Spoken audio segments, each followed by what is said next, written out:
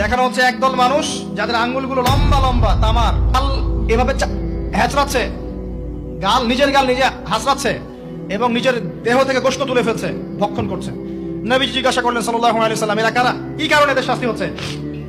তাকে বলা হলো, এরা আপনার উম্মতের সেই সব ব্যক্তি যারা সবসময় গীবত আর সমালোচনায় ব্যস্ত থাকে। এবার নবীজি দেখছেন এক শ্রেণীর মানুষ, পেট এইরকম ফোলা, অট্টালিকার মতো পেট ফোলা, আর ভিতরে সাপ কিলবিল করছে এবং এদেরকে রক্তের নদীতে ফেলে মাথাটা ফাটিয়ে দেওয়া হচ্ছে।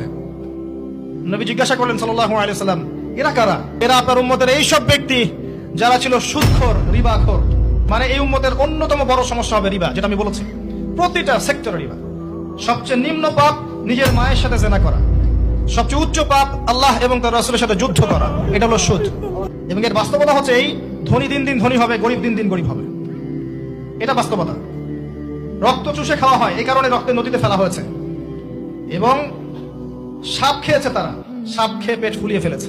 আর একটা হাদিস আগেই বলেছি, যে দেয়, যে নেয়, যে সাক্ষী থাকে, যে লিখে রাখে, সবাইকে সমানভাবে লানত করেছেন নবী সাল্লাল্লাহু আলাইহি ওয়াসাল্লাম।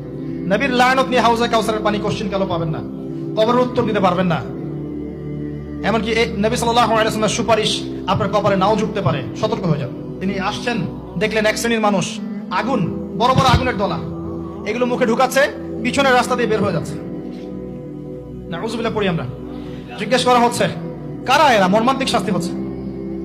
নবী সাল্লাল্লাহু আলাইহি ওয়াসাল্লামকে বলা হলো, এরা আপনার উম্মতের সেই সব ব্যক্তি, listen to me very carefully, এরা আপনার উম্মতের সেই সব ব্যক্তি যারা ইতিমদের মাল আত্মসাৎ করে খেত।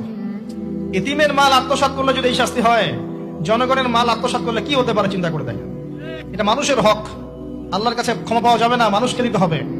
আরো এগিয়ে আসলেন, তিনি দেখছেন, এবার বলতে গিয়ে আমার বুক কাঁপছে। দেখলেন এক শ্রেণীর মানুষ জিহ্বাগুলোকে টানা হচ্ছে, আগুনের কেচি দিয়ে কেটে দেওয়া হচ্ছে, আবার জিহ্বা জোড়া লাগছে, আবার কেটে দেওয়া হচ্ছে, চলতে আছে অনবরত, কন্টিনিউয়াসলি। আল্লাহর কাছে কায়মনো বাক্যে দোয়া করি, এই সময় দোয়া কবুল হয়। আল্লাহ পাক যেন দোয়া আমাদের কবুল করেন, আল্লাহ পাক যেন আমাকে এবং আপনাদেরকে এদের অন্তর্ভুক্ত না করেন। জিজ্ঞেস করা হলো, এরা কারা? নবী সাল্লাল্লাহু আলাইহি ওয়াসাল্লামকে বলা হচ্ছে, এরা আপনার উম্মতের সেই সব ব্যক্তি যারা ছিল বক্তা, ওয়াইজ, যারা অনেক বক্তব্য করতো, নিজে আমল করতো না। আর এই মহামারী আমাদের মধ্যে ছড়িয়ে পড়েছে, কোনো সন্দেহ নাই। যদি না পড়তো তাহলে আমাদের কথায় মানুষের জীবন পরিবর্তিত হতো। খুব কম দেখা যায় যে আমাদের কথাগুলো আপনাদের কলবে তাসির হচ্ছে। তাসির তখন হবে যখন আমার মধ্যে আমলটা থাকবে। জানা অনুযায়ী আমল না থাকলে এই অবস্থা হবে। আল্লাহ পাক আমাদেরকে হেফাজত করুন, আল্লাহ পাক আমাকে এবং আপনাদের সবাইকে হেফাজত করুন, আমিন। আরো এগিয়ে আসলেন, দেখা গেল এক শ্রেণীর মানুষ, যুবকরা খুব ভালো করে শোনেন এবং বিবাহিতরাও শোনেন, সামনে রাখা আছে ভালো গোশত, বাম দিকে রাখা আছে পচা গোশত, গন্ধ বের হচ্ছে। তারা এই পচা গোশত তুলে তুলে খাচ্ছে, গোগ্রাসে খাচ্ছে, ভালো গোশত দিকে ভ্রুক্ষেপ করছে না। অবাক হয়ে নবী সাল্লাল্লাহু আলাইহি ওয়াসাল্লাম জিজ্ঞাসা করছেন, এরা কারা? তাকে বলা হচ্ছে, এরা আপনার উম্মতের সেই সব ব্যক্তি যাদের ঘরে পবিত্র স্বামী ছিল, বাইরে অন্য পরপুরুষের সাথে প্রেম করেছে, যাদের ঘরে পবিত্র স্ত্রী ছিল, বাইরে পরকিয়া করেছে। আর এখন যত মিডিয়া আছে দেখবেন, সিরিয়াল, মুভি, জাবি জাবি, এরা পরকিয়া শিখায়, জেনা এবং পরকিয়া শিখায়। খেয়াল করে দেখবেন, একটা ছেলে মেয়ের অবাধ মেলামেশা, হারাম মেলামেশাকে এমন ভাবে উপস্থাপন করা হয়, মনে হয় এটা একটা পবিত্র ইবাদত মনে হয়, এবং বোঝানো হয় যে প্রেম তো পবিত্র, পবিত্র প্রেমে কি সমস্যা? আরে প্রেম পবিত্র তখন যখন আমি আমার স্ত্রীর সাথে প্রেম করব। গোশত খাচ্ছে, পচা গোশত। আর একটা বলি, ঠিক এরপরে নবী সাল্লাল্লাহু আলাইহি ওয়াসাল্লাম দেখলেন একটা চুলা দেখলেন, চুলার নিচের দিকটা হচ্ছে প্রশস্ত, মাথাটা সংকীর্ণ, এরকম মানে তন্দুর রুটি ভাজে, দেখেছেন রুটি যে ভিতরে দেয় একটা এরকম গোল চুলা থাকে, সামথিং লাইক দ্যাট। নিচে দাউ দাউ করে আগুন জ্বলছে, আর এখানে কিছু মানুষকে জ্বালানো হচ্ছে। যখন নিচ থেকে আগুন এরকম করে আসছে, তখন এরা আগুনের তাপে উতলে উঠছে, আগুন নিচে নেমে যাচ্ছে, এরা আবার আস্তে আস্তে নিচে নেমে যাচ্ছে। এভাবেই হাদিসে ব্যাখ্যা করা আছে। নবী সাল্লাল্লাহু আলাইহি ওয়াসাল্লাম জিজ্ঞাসা করলেন, এরা কারা? বলা হলো, এরা আপনার উম্মতের সেই সব ব্যক্তি যারা জেনায় লিপ্ত ছিল। তিনি আরো এগিয়ে গেলেন, জেনা সম্পর্কে কয়েকটা হাদিস এসেছে। তিনি এগিয়ে গেলেন, দেখলেন একটা জায়গা যেখান থেকে দুর্গন্ধ বের হচ্ছে, পাবলিক টয়লেটের চেয়ে প্রকট দুর্গন্ধ, মনে হচ্ছে পাবলিক টয়লেট। নবী জিজ্ঞাসা করলেন সাল্লাল্লাহু আলাইহি ওয়াসাল্লাম, কোন জায়গা থেকে এরকম দুর্গন্ধ আসছে?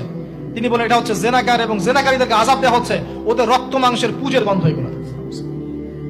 দেখলেন এক শ্রেণীর মানুষকে একটা শরবত খাওয়ানো হচ্ছে, শরবত জাহান্নামীদের রক্ত মাংস পুজের নির্মিত।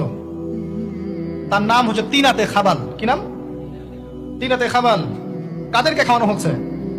যারা এই উম্মতের মাদক সেবন করতে, এদেরকে খাওয়ানো হচ্ছে। আমি আপনাকে একটু পিছনে নিয়ে যাই।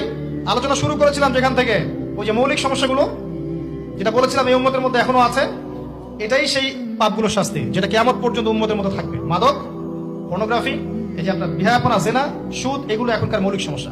এগুলোই হবে এই উম্মার বড় বড় সমস্যা, যার কারণে উম্মতের বেশিরভাগ মানুষকে ওখানে আযাব দেওয়া হচ্ছে। আল্লাহ পাক আমাদেরকে হেফাজত করুন। এরপরে ভাবে তিনি আরো কিছু শাস্তি দেখেছেন। দেখে আসার পথে জাহান্নামের যে বর্ণনা দিয়েছেন, যে বেশিরভাগ মানুষ সেখানে হচ্ছে জাহান্নামে নারী জাতি। কি কারণে তারা বেশিরভাগ জাহান্নামে যাবে? লানত করার কারণে, অভিশাপ দেওয়ার কারণে, স্বামীর অকৃতজ্ঞ হওয়ার কারণে। সারা জীবন স্বামী করে যাবে, একদিন ঝগড়া লাগলে বলবে সারা জীবন তোমার কাছে কোনো ভালো ব্যবহার পেলাম না।